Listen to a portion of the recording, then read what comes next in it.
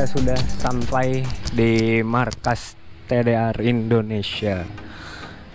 Ada T-Max di sana dan waduh, ada Gendis guys. Itu Mas Risman lagi ngerjain NMAX. Si Gendis masih ada part yang belum kepasang nih. Bagian kiri nih, bloknya udah diganti guys sama punya TDR nih. Gua ngerti nih apa nih sih namanya, blok atau apa ya? Ininya nih, sorry ininya nih. Tuh kelihatan ya, TDR Performance, gokil. Ntar setelah ini pengen kita coba dyno dulu di sebelah sana ya. Nah itu tuh pintunya tuh. Kita coba dyno dulu. Kemarin tuh kalau nggak salah maksimal horsepower dapat sekitar 16,2 dengan menggunakan mesin Maxxis ya. Dengan menggunakan mesin Maxxis. Nah sekarang setelah di bore up si Gendis nih, kita lihat output horsepowernya berapa. Semoga naik, mungkin sekitar 2-3 horsepower nyampe kali ya. Ya nanti kita lihat lagi setelah bore up. Dadah Gendis. Oke, kita mulai dynonya. Ini run pertama.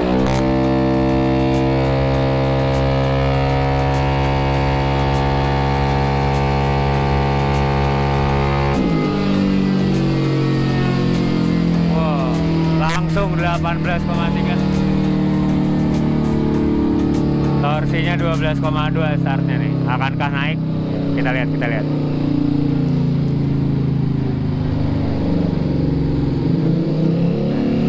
Start kedua.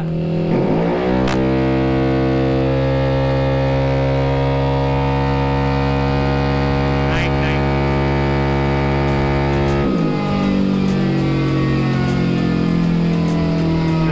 18,3. Run kedua.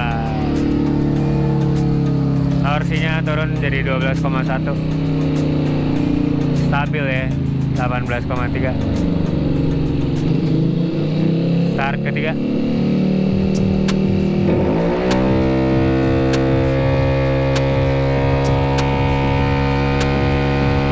Stabil.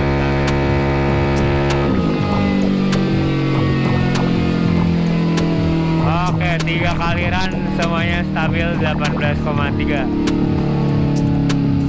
Terus torsinya sama kayak run kedua 12,1.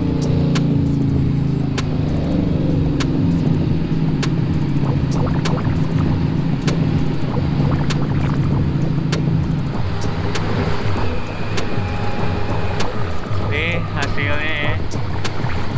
Ntar kita foto. Buka dulu.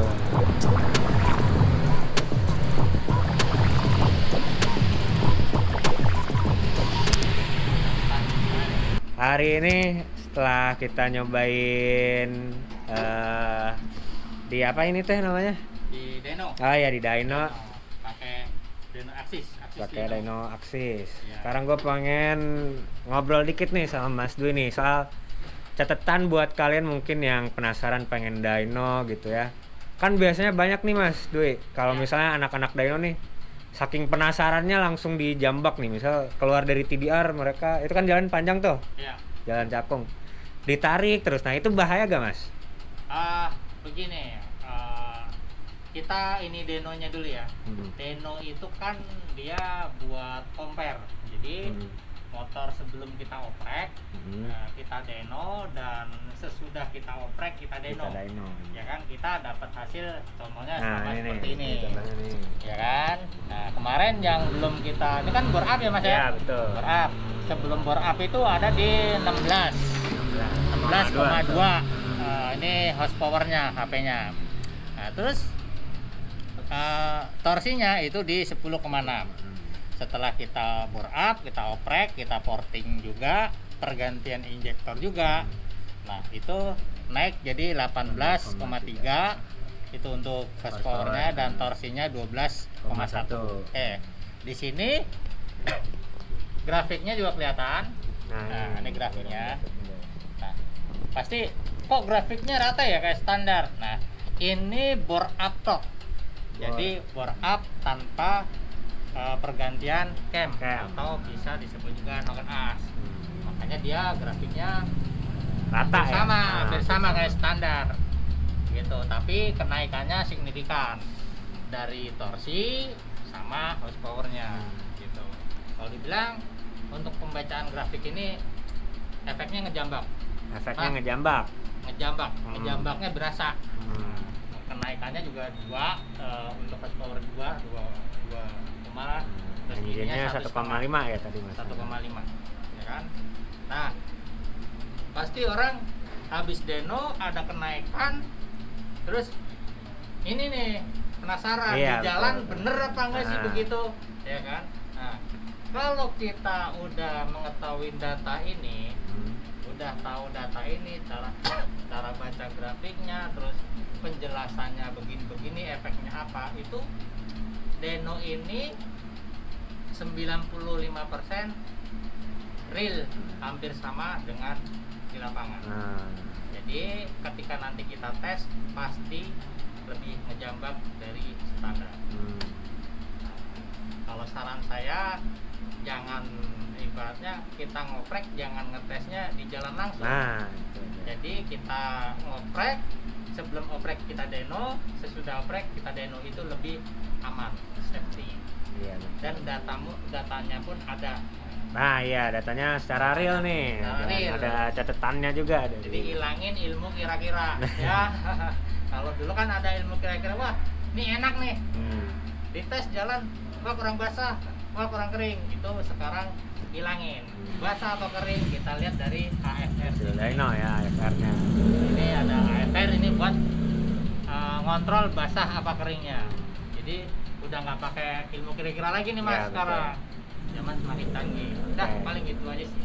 Nah terus Mas, kalau misalnya mungkin kalau kirian kan masih gampang lah, buat perawatan masih gampang. Nah kalau menurut Mas Dwi sendiri, misalnya udah bore up nih 180 cc kayak Aerox saya, ada catatan khusus gak Mas buat pengguna-pengguna yang pengen bore up gitu? Oke, saya ini dulu ya sedikit melenceng. Jadi kalau untuk Matic, motor Matic itu kayak Aerox ini, NMAX, Vario, jadi motor yang sifatnya jenisnya mesin Matic, itu ada 2 mesin. Nah ini nih dijelasin unik nih. Ada 2 mesin. Satu mesin depan atau mesin bakar yang menghasilkan tenaga. Satu lagi mesin samping atau bagian CVT ini. Mesin depan kita upgrade, jadi kita bore up, tenaganya kita besarin. Nah si samping ini tugasnya menyalurkan dari tenaga depan ke roda lewat mesin samping ini, atau bisa kita sebut CVT itu tadi Mas, atau kirian lah ya bahasa sekarang, bisa sebut orang-orang yang umumnya kirian juga. Nah jadi biar nggak miss putaran atau miss tenaga dari depan ke roda, si CVT-nya ini pun harus kita upgrade. Istilahnya menyeimbangi lah ya Mas. Menyeimbangi. Nah, contohnya sebagian kecil paling nggak CVT springnya itu diganti lebih keras, atau enggak kalau roller diimbangi juga. Jadi kalau bagian CVT ini hanya si rider sendiri yang bisa menentukan. Maksud saya begini Mas, jadi cara riding stylenya si rider kan beda-beda. Betul. Dia entah suka stop and go, apa suka top speed, atau suka bagian akselerasi aja. Nah itu bisa kita mainkan di bagian CVT ini. Dia tinggal ngerasain, oh motor saya kurang begini, konsultasi dengan mekanik, mekanik ngasih penjelasan, baru itu yang diganti. Itu aja. Jadi kalau menurut Mas Dwi, istilahnya kalau kita berani buat bore up, berarti kita harus berani juga buat upgrade CVT biar menyeimbangi. Nah seperti itu udah hukum alam. Jadi kalau depannya di upgrade, belakangnya di upgrade, nanti percuma. Tenaga yang di depan disalurkan ke sininya banyak miss gitu, yang dibilang orang selip. Jadi begitu ya Mas ya, dan teman-teman juga mungkin penjelasan singkat dari Mas Dwi dapat menambah wawasan kita soal bore up, terutama buat Aerox. Terima kasih Mas Dwi. Sampai jumpa di video berikutnya. Thank you.